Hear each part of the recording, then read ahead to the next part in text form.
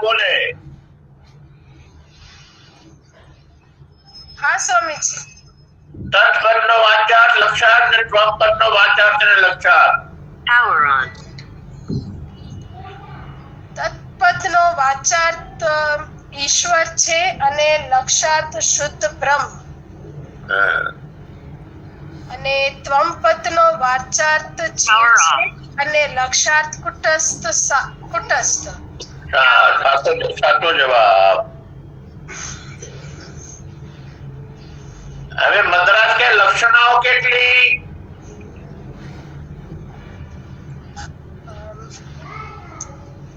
લક્ષણ 2. લક્ષણાઓ 3. કઈ કઈ બોલો. જહત લક્ષણા, જહાતી લક્ષણ. ઈ સ્વામીજી જહત લક્ષણા, અજહત લક્ષણા અને પાક્તાગ લક્ષણા. લક્ષણા. હવે જહત લક્ષણા કોને કહેવાય?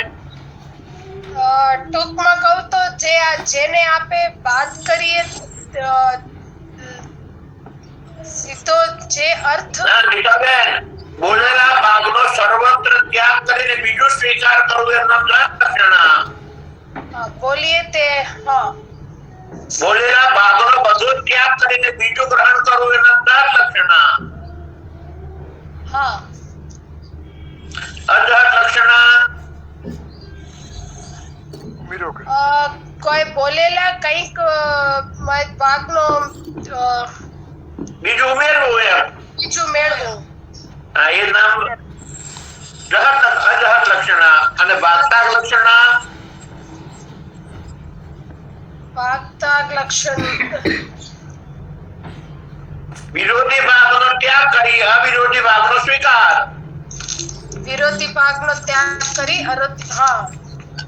અને અવિરોધી ભાગનો સ્વીકાર કરવો.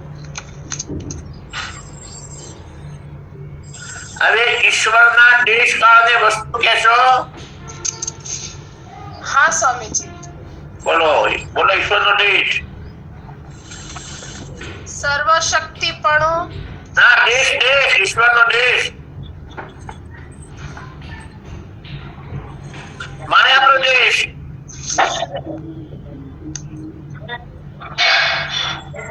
ઈશ્વરનો દેશ માયા પ્રદેશ.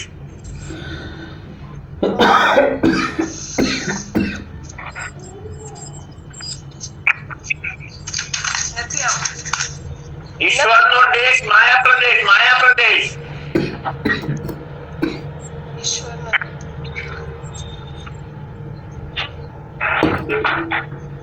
અને કાળ ઉત્પત્તિ સ્થિતિને લય. હા સ્વામીજી. અને વસ્તુઓ ત્રણ ગુણ સત્વ રજ અને તમ.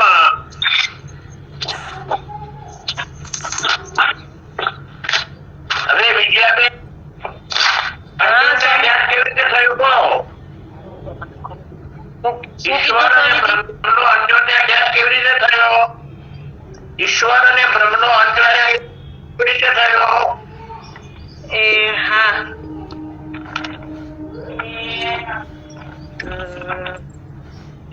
નથી આવડતું સ્વામીજી. બ્રહ્મનો સત્યપણું ઈશ્વરમાં પ્રતીત થયું એટલે ઈશ્વર સત્ય દેખાય છે, મિથ્યા છે સત્વપણ. અને ઈશ્વરનું જગત કારણપણું બ્રહ્મ દેખાણું એટલે બ્રહ્મ આપણને જગતનું કારણ પ્રતીત થાય છે. હા સ્વામી. હમણાં 2 દિવસ આવવાનું નતું ને એટલે.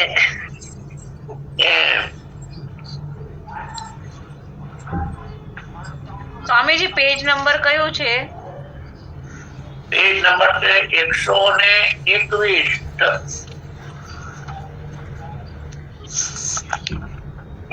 અને ભાવનાબેન. હા સ્વામીજી. આ બ્રહ્મ જગતનું કારણ પ્રતીત થાય એ કયું લક્ષણ કહેવાય?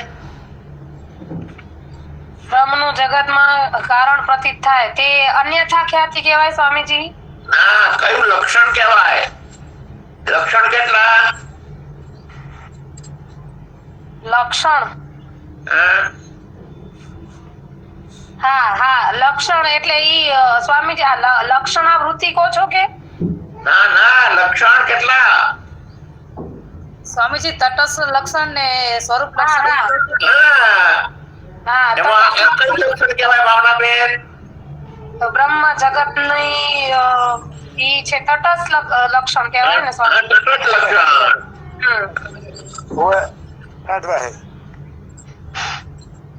અને મીનાબેન, હા સ્વામીજી.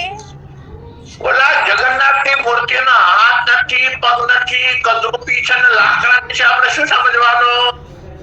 હાથ નથી માટે અકર્તા છે, હા પગ નથી માટે અભોક્તા છે, ના મીનાબેન સ્થિર છે. સ્થિર છે. હા. અને રૂપ નથી માટે અક્રિય અચિંત્ય છે. અચિંત્ય છે. હા. અને લાકડા ને કે માટે અભોક્તા છે. અભોક્તા છે. હા લાકડા. અને સ્વામીજી સવારનું ગીતાજીમાં હતું ને કેશવનો શબ્દ, કેશવનો મતલબ, તો બધાને હમણાં કોને નવું છે, અમે પહેલી વાર સાંભળ્યું. એમ હા તો બધાને નહીં ખબર હોય.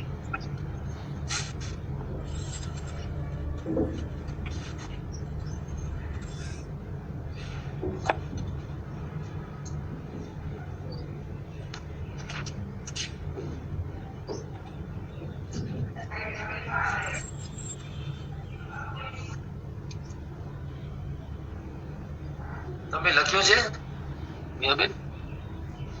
એટલે પહેલો એ કર્યો મહાભારતમાં કે જ્ઞાન રશ્મિઓનો વર્તતા ચિરાભાસ.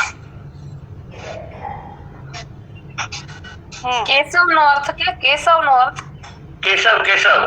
હા. અને બીજો અર્થ એ કરેલો કે બ્રહ્મા વિષ્ણુ શિવ એક જ છે અને એનો પ્રકાશક પરમાત્મા કેશવ છે, એ કર્યો એમ.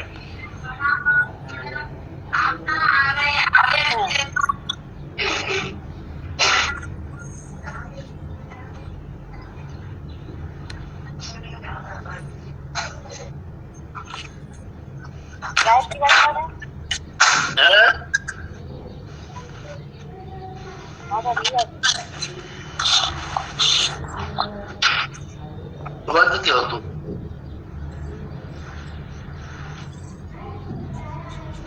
ભાવનાબેન, તમારો અવાજ ન આવ્યો. હું નથી બોલી સ્વામીજી. બાપુજી આવડત તમને આવડત.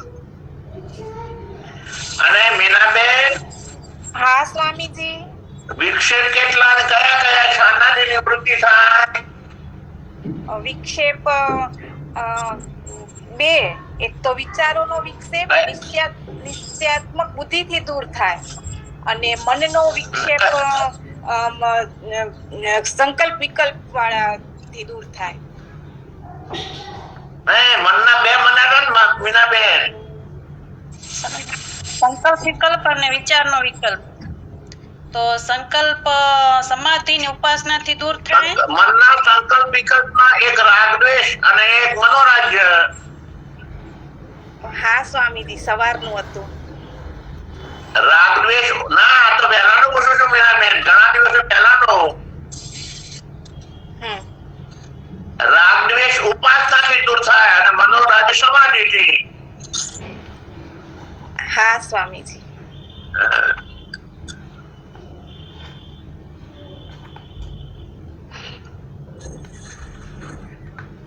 વાંચો હવે.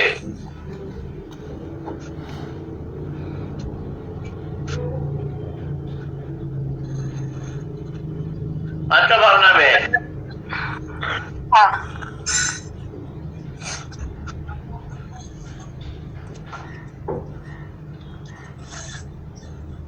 અનન્યાધ્યાસ કનેથી વાંચી રહ્યા કે 120 પેજ નંબર. શિષ્ય કહે, બ્રહ્મનો અને માયામાં પ્રતિબિંબ રૂપ ઈશ્વરનો પરસ્પર અધ્યાસ એટલે અનન્યાધ્યાસ કેવી રીતે છે? ગુરુ કહે, અવિચાર દ્રષ્ટિથી એક, બ્રહ્મની સત્યતાનો સંસર્ગ એટલે તાદાત્મ્ય સંબંધ ઈશ્વરમાં અધ્યસ્ત છે, જેથી ઈશ્વર સત્ય પ્રતીત થાય છે. અને બે, ઈશ્વર અને તેની કારણતાનું સ્વરૂપ બ્રહ્મમાં અધ્યસ્ત છે, જેથી બ્રહ્મ જગતનું કારણ પ્રતીત થાય છે. આનો અનુવાદ તટસ્થ લક્ષણનો બોધ કરનાર શ્રુતિ, પુરાણ તથા આચાર્યોના વચન કરે છે. આ રીતે બ્રહ્મ અને ઈશ્વરનો પરસ્પર અધ્યાસ છે. કયા પાના પર છે ભાવનાબેન? 121. શિષ્ય કહે, આ અનોન્યાધ્યાસની નિવૃત્તિ કેવી રીતે થાય? ગુરુ કહે, આ અધ્યાસની નિવૃત્તિ વિવેક જ્ઞાનથી થાય છે. શિષ્ય કહે, ત્વમ પદનો વાચ્ય અર્થ અને લક્ષ્ય અર્થ શું છે? ગુરુ કહે, ચક્ષુ, કંઠ તથા હૃદય એ 3 જીવના દેશ છે. જાગ્રત, સ્વપ્ન અને સુષુપ્તિ એ 3 જીવના કાળ છે. સ્થૂલ, સૂક્ષ્મ અને કારણ એ 3 જીવની વસ્તુ એટલે ભોગ સામગ્રી છે. 4, આ જ શરીર છે. 5, વિશ્વ, તેજસ અને પ્રાજ્ઞ એ 3 જીવપણાના અભિમાની છે. 6, જાગ્રત થી મોક્ષ પર્યંત જે ભોગરૂપ સંસાર તે જીવનું કાર્ય છે. હવે ભાવનાબેન, હા સ્વામીજી. સ્થૂળ, સૂક્ષ્મ ને કારણ ત્રણ જીવની વસ્તુ છે. એમાં ભોગની સામગ્રી કઈ કઈ? સ્થૂળમાં કઈ, સૂક્ષ્મમાં કઈ અને કાળમાં કઈ? સ્થૂલ ભોગ. સ્થૂલમાં તો અને સ્થૂળ ભોગ પ્રાણ ઈ વાળું હા, ઈ તો સ્થૂળ ભોગ. અરે ભાવનાબેન, સ્થૂળમાં સૂક્ષ્મ ભોગ, સ્થૂળ શરીરમાં. સ્થૂળ શરીરમાં સૂક્ષ્મ ભોગ કે સ્થૂળ શરીરમાં સ્થૂળ ભોગ એમ. હા સૂક્ષ્મ શરીરમાં સૂક્ષ્મ ભોગ અને કાળ શરીરમાં આનંદ ભોગ. હા એટલે સ્થૂળ નો સ્થૂળ ભોગ એટલે એમાં ઓલું થયું સ્વામીજી. ઈ ને ઈ એટલે ઈ તો છે સ્થૂળ ભોગ એમ. તમે એવું બોલો, જાગ્રત અવસ્થા, નેત્રસ્થાન, વૈખરી વાતા, સ્થૂળ ભોગ જાણ. હા પણ સ્થૂળ નો સ્થૂળ ભોગ એમ થયું કે એમાં જ. હા હા, જાગ્રત નો સ્થૂળ ભોગ એમ ધ્યાનમાં આવે સ્વામી. પણ તો અહીંયા તો શું માગ્યું છે? ત્રણેય જીવના વસ્તુનો ભોગ માગ્યો ને એમ. હા એટલે સ્થૂળ નો સ્થૂળ, સૂક્ષ્મ નો સૂક્ષ્મ અને કારણ નો આનંદ ભોગ. હા, હમ. અને વિશ્વ, તેજસ, પ્રાણ 3 અભિમાની જુદા જુદા શું કામ કયા? વિશ્વ એના ભોગ જુદા જુદા છે એટલે. સ્થૂળ મોક્ષ માટે વિશ્વ, સૂક્ષ્મ મોક્ષ માટે તેજસ અને આનંદ મોક્ષ માટે પ્રાજ્ઞ. વાંચો. 7, અલ્પ શક્તિપણું, અલ્પજ્ઞપણું, પરિચ્છિન્નપણું, નાનાપણું, પરાધીનપણું, અસમર્થપણું, અપરોક્ષપણું અને અવિદ્યા ઉપાધિવાનપણું એ 8 જીવના ધર્મો છે.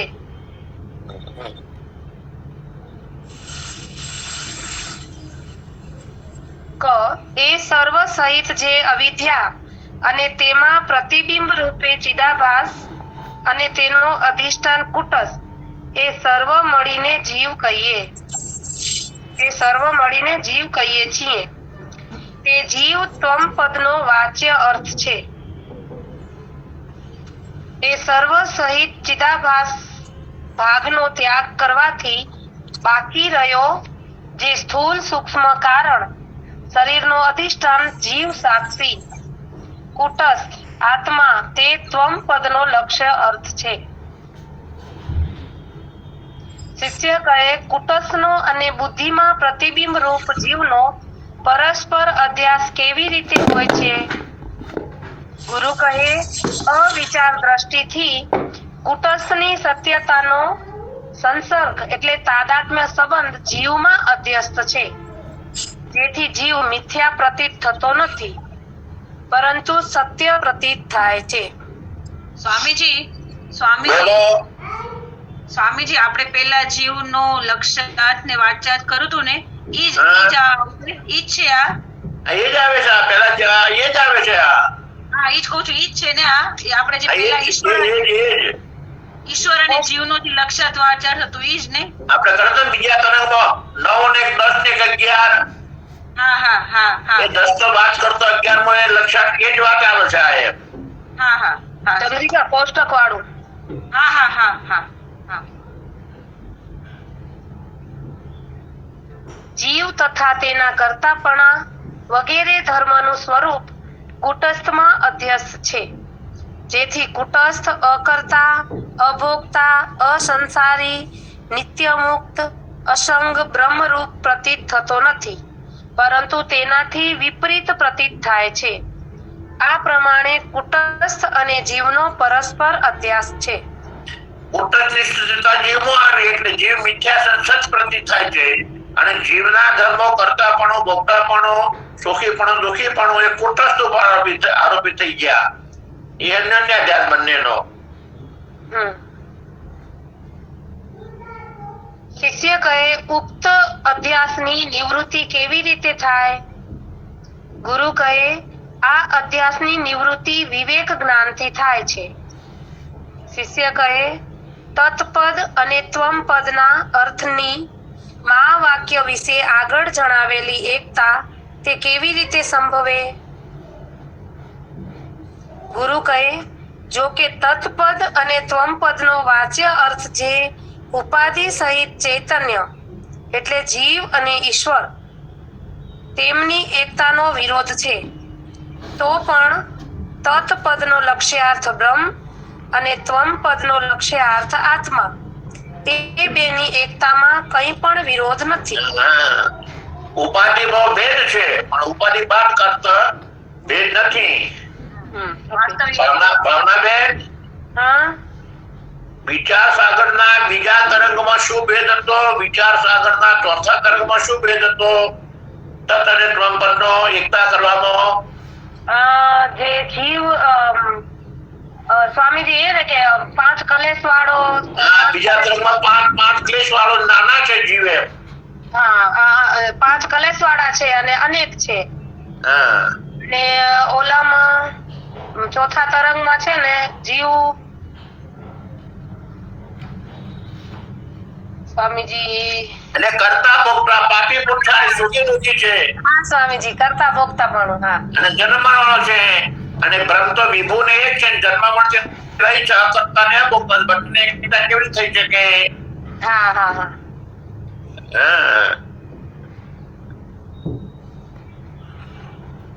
હા સ્વામીજી. હા, વાંચો. આ પ્રમાણે આ કળામાં ક્યાં આવે છે? ભાવનાબેન, કળામાં ક્યાં આવે છે? વાચ્યાત્મક ભેદ, લક્ષાત્મક ભેદ. હા, વાચ્ય દુ અર્થ હિ ભેદ બી હે પુની, લક્ષ્ય દુ અંક, લક્ષ્ય વિભેદ દુ અંકર, લક્ષ્ય વિભેદ ન રંચક, લક્ષ્ય વિભેદ ન રંચક જાને.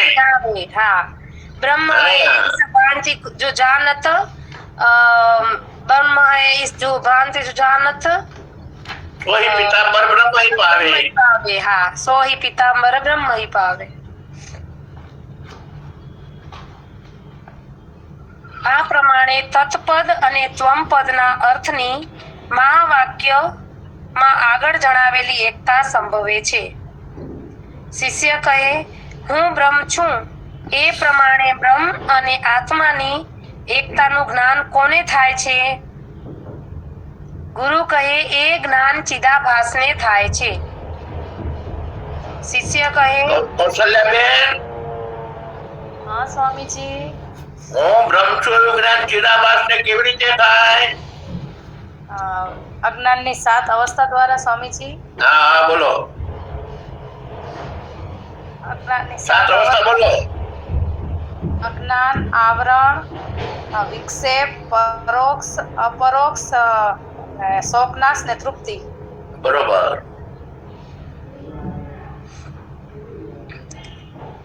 શિષ્ય કહે, બ્રહ્મથી ભિન્ન જે ચિદાભાસ તે પોતાને બ્રહ્મરૂપ કેવી રીતે જાણે છે? ગુરુ કહે, જીવ ભાવના અધિષ્ઠાન કુટસ્થનો બ્રહ્મની સાથે મુખ્ય અભેદ છે. જીવ ભાવના અધિષ્ઠાન કુટસ્થનો બ્રહ્મની સાથે મુખ્ય અભેદ છે અને બુદ્ધિ સહિત ચિદાભાસનો બ્રહ્મની સાથે પોતાના સ્વરૂપનો બાદ કરીને અભેદ થાય છે. હવે કૌશલ્યાબેન કેવી રીતે જાણા ચિદાભાસ નું બ્રહ્મ સ્વરૂપ કેવી રીતે જાણાય? કૌશલ્યાબેન, હા હું બોલો. હું બ્રહ્મ છું એવું ચિદાભાસ કેવી રીતે જાણે? ચિદાભાસ પોતાને બાદ કરી ઈવા. ચિદાભાસ પોતાને બાદ કરી હું બ્રહ્મ છું, હું કુટસ્થ છું. હું કુટસ્થ છું એવું અભિમાન લે. એવું અભિમાન લે અને પછી કુટસ્થની બ્રહ્મ સાથે એકતા કરી અને હું બ્રહ્મ છું એવું જ્ઞાન ચિદાભાસ લે. એ વાત અહીંયા આવી જુઓ. જીવપણાને જીવનો કુટસ્થનો અને બ્રહ્મનો મુખ્ય સમાનાધિકરણ અને ચિદાભાસનો અને બ્રહ્મનો બાદ સમાનાધિકરણ, ચિદાભાસનો બાદ સમાનાધિકરણ એમ. હા, ચિદાભાસ પોતાને બાદ કરીને બાદ સમાનાધિકરણ થયું ને, અને કુટસ્થ અને બ્રહ્મની સાથે મુખ્ય સમાનાધિકરણ. હા, અને હું બ્રહ્મ છું એવું અભિમાન લે. હા. ચિદાભાસ પોતાના સ્વરૂપનો બાદ કરીને પોતાને અહમ શબ્દના લક્ષ્ય અર્થ કુટસ્થ રૂપ જાણે છે અને હું કુટસ્થ છું એ પ્રમાણે પોતાના સ્વરૂપભૂત કુટસ્થનું અભિમાન ધારણ કરી હું બ્રહ્મ છું એમ જાણે છે. આ પ્રમાણે ચિદાભાસ પોતાને બ્રહ્મ રૂપ કરીને જાણે છે. શિષ્ય કહે, આ તત્પદ અને ત્વમપદના લક્ષ્યાર્થની એકતામાં દ્રષ્ટાંત શું છે? ગુરુ કહે, જેમ ઘટ અને મઠ ઉપાધિ સહિત ઘટાકાશ અને મઠાકાશની એકતાનો વિરોધ છે, તથાપિ ઘટ મઠ રૂપ ઉપાધિની દ્રષ્ટિનો ત્યાગ કરીને કેવળ આકાશની એકતાનો વિરોધ નથી. ઘટ અને મઠ બંનેનો ભેદ છે, પણ બંને ઘટ અને મઠ ઉપાધિ બાદ કરીએ તો આકાશની એકતા. એમ અવિદ્યા અને માયાની ઉપાધિ બાદ કરતો બંનેની ચેતનની એકતા. જેમ કાચની સ્વામીજી લક્ષ્યાર્થમાં એકતા છે એટલે જ ને સ્વામીજી? હા, ઘડાની ઉપાધિ અને મઠની ઉપાધિ એટલે રૂમની ઉપાધિ. એમ ઘડાની ઉપાધિ છે ને એ જીવ માની લેવાનો અને મઠની ઉપાધિ છે ઈશ્વર માની લેવાનો. એટલે ઘડાની ઉપાધિ અવિદ્યા માનવાની અને મઠની ઉપાધિ માયા માનવાની. ઘડાની ઉપાધિ જાય એટલે અવિદ્યાની ઉપાધિ જાય ને મઠની ઉપાધિ જાય એટલે માયાની ઉપાધિ જાય. બે ઉપાધિ બાદ કરીએ તો ચેતન એક. લક્ષ્ય જાણો. આકાશ એક. હા, જેમ કાચની હાંડી અને માટીની હાંડીમાં દીવા બળતા હોય તેમ બંને દીપકની ઉપાધિ બે હાંડીની એકતાનો વિરોધ છે. તો પણ અગ્નિપણાથી દીપકની એકતામાં વિરોધ નથી. હાંડીમાં એક કાચની છે અને એક માટી છે. હાંડીમાં વિરોધ, દીવામાં વિરોધ નહીં. એમ ભાવના થોડુંક ધીમે વાંચો તો. હા,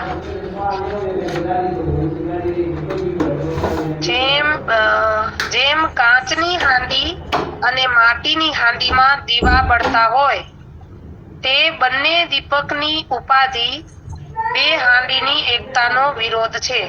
બંને હાંડીની એકતાનો વિરોધ છે. તો પણ અગ્નિપણાથી દીપકની એકતામાં વિરોધ નથી. માટીની હાંડી છે એ કાચની હાંડી નથી, કાચની હાંડી છે માટીની હાંડી નથી, પણ બંને વચ્ચે દીવો છે એકતા છે ને. એમ હા, દીવાની માટીની હાંડી એ વિદ્યા અને કાચની હાંડી એ માયા. જેમ રાજા અને રબારી એ બેની ઉપાધિ જે સેના અને અજા વર્ગ તેની એકતાનો વિરોધ છે, તથાપિ મનુષ્યપણાની એકતાનો વિરોધ નથી. રાજાની સવારી કાઢી સવારી હોય એટલે રાજા કહેવાય, અને બકરા હોય એટલે રબારી કહેવાય. અને એથી સવારી કાઢી નાખો ને એથી બકરા કાઢી નાખો તો બંને મનુષ્ય થઈ જાય ને. હા, બંને મનુષ્ય થઈ જાય. હા. જેમ ગંગાજળ અને ગંગાજળથી ભરેલો કળશ એ બેની ઉપાધિ જે નદી અને કળશ તેની એકતાનો વિરોધ છે, પરંતુ કેવળ ગંગાજળની એકતાનો વિરોધ નથી. ગંગાજળ અને ગંગાજળથી ભરેલો કળશ. હા, એટલે ગંગા નદી અને ગળો બેનો વિરોધ ને. હા, પણ પરંતુ બંને ભરેલું પાણી એક. હા, જેમ સાગર અને જળનું બિંદુ એ બેની ઉપાધિ સાગર અને બિંદુ તે બેની એકતાનો વિરોધ છે, પરંતુ કેવળ જળની એકતાનો વિરોધ નથી. જેમ કોઈ પુરુષને પિતાની અપેક્ષાથી પુત્ર કહેવામાં આવે અને દાદાની અપેક્ષાથી પૌત્ર કહેવામાં આવે છે, તેની ઉપાધિ પિતા અને દાદાની એકતાનો વિરોધ છે, પરંતુ કેવળ પુરુષની એકતાનો વિરોધ નથી. પુત્રને કાઢી નાખો અને પૌત્રને કાઢી નાખો તો પેલો મનુષ્ય રહે ને.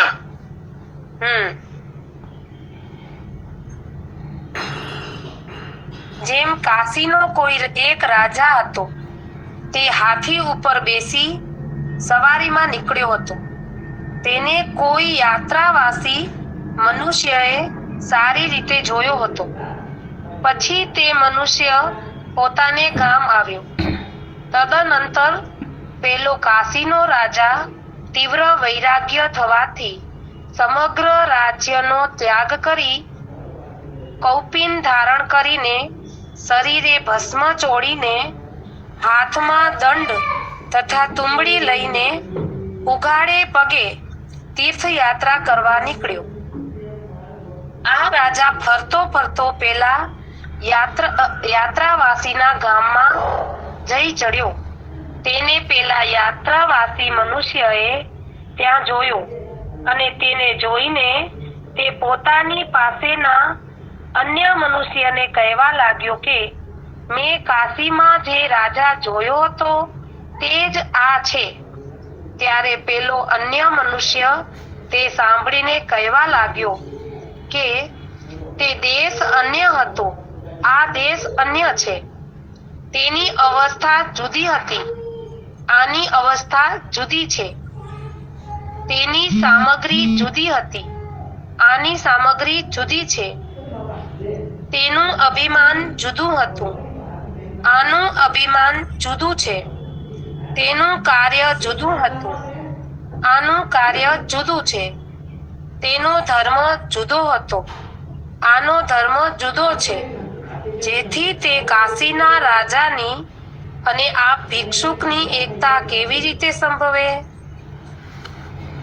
આ વચનો સાંભળીને પેલા યાત્રાએ જઈ આવેલા મનુષ્યએ કહ્યું કે તેનો અને આનો દેશ, અવસ્થા, સામગ્રી, અભિમાન, કાર્ય તથા ધર્મનો ત્યાગ કરીને બંનેમાં અનુચ્યુત રહેલો જે પુરુષ માત્ર તે એક જ છે.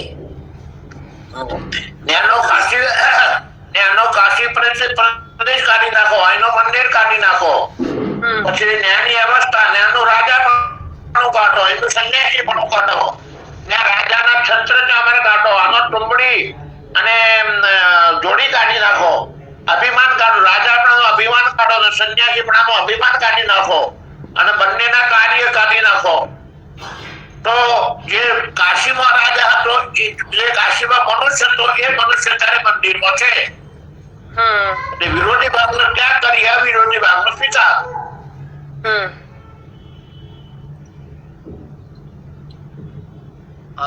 સ્વામીજી, આટલા બધા એને ઉપરના મુદ્દા મૂક્યા, દ્રષ્ટાંત આપ્યા આપને, તો એ મતલબ એટલે જે એકતા બતાવવા માટે ને એકતા વિરોધી એકતા બધા વિરોધી ભાગનો ત્યાગ કરીને અવિરોધી ભાગો એકતા એમ. એટલે એના માટે જ એના માટે આપણે બનાવ્યા રાજા અને રબારી સેના અને બકરાની રાજા રબારી બન્યા. સેના કાઢી નાખો બકરો કાઢી નાખો તો મનુષ્ય એક. નદીનું પાણી અને ઘડાનું પાણી, નદીની ઉપાધિ ને ઘડાના પાણીથી જુદું, પણ પાણી તરીકે સાગર અને જળનું બિંદુ, સાગર અને બિંદુ જુદું, પણ બંને રહેલું પાણી એક. દાદા અને પિતા ઉપાધિથી જુદા, પણ દાદા અને પિતા પણ કાઢી નાખો તો મનુષ્ય તરીકે આ ઉપાધિ ભેદ ની બધું ભેદ લાગે છે. ઉપાધિ હટાડ એક જ છે.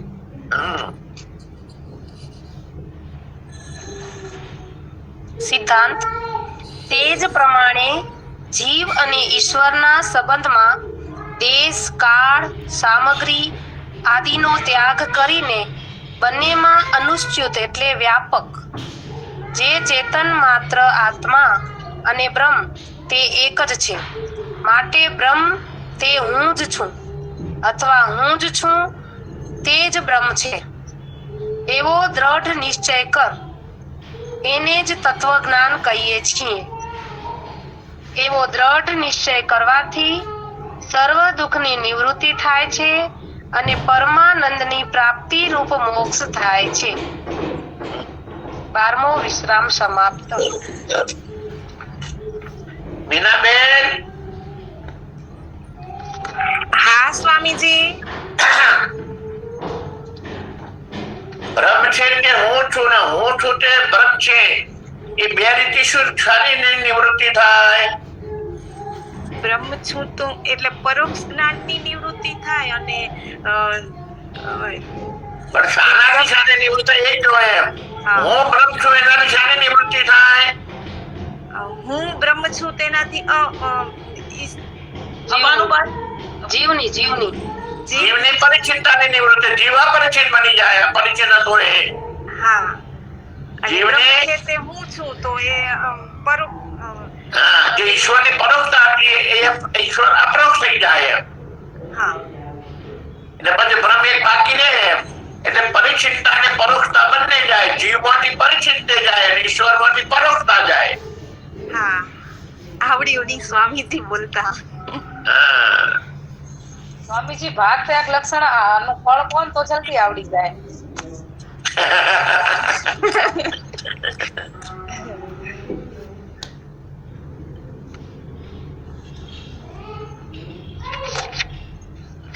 સ્વામીજી રિપીટ કરશું કે આગળ હવે લેવું આગળ છે?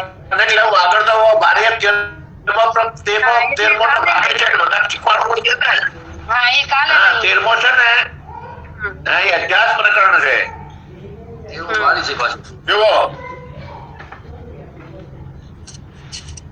તત્પદનો વાચ્ય અને લક્ષણ ચક્ષુ કરને એ ત્રણ જીવના દેશ. એટલે જાગૃત અવસ્થાનું ચક્ષુ સ્થાન, સ્વપ્ન અવસ્થાનું કંઠસ્થાન, સુષુપ્તિ અવસ્થાનું હૃદય સ્થાન. સ્થૂળ સંસ્કાર અર્થે જાગૃત સ્વપ્ન સુષુપ્તિ એ જીવનો કાળ અને સ્થૂળ સંસ્કાર એ ત્રણ જીવની ભોગ સામગ્રી. આ શરીર છે વિશ્વ તેજસ પ્રાણ એ ત્રણ જીવ પ્રાણાભિમાની અને જાગૃત થી મોક્ષ સુધી એ જીવનું કાર્ય. અલ્પશક્તિપણું, અલ્પજ્ઞપણું, પરિચિતપણું, નાનાપણું, પરાધીનપણું, અસમર્થપણું, અપરોક્ષપણું અને અવિદ્યાની ઉપાધિપણું એ જીવના ધર્મ. અને અવિદ્યામાં પડેલું ચેતનનું પ્રતિબિંબ અને અધિષ્ઠાન કુટસ્થ ત્રણે મળીને જીવ.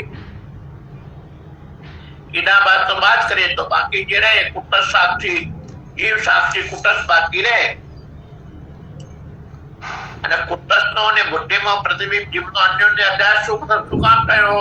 તો કુટસ્થનું સત્યપણું જીવમાં પ્રતીત થયું એટલે જીવ મિથ્યા સત્ય લાગે છે અને જીવના કરતા ભોગતા પાપી પુણ્યશાળીને જન્મમાં મરવાના ધર્મ કુટસ્થમાં દેખાણા. એટલે એ અન્યોન્ય અભ્યાસ થયો, આ વિચારથી થયો છે અને વિચારથી બાદ પામે.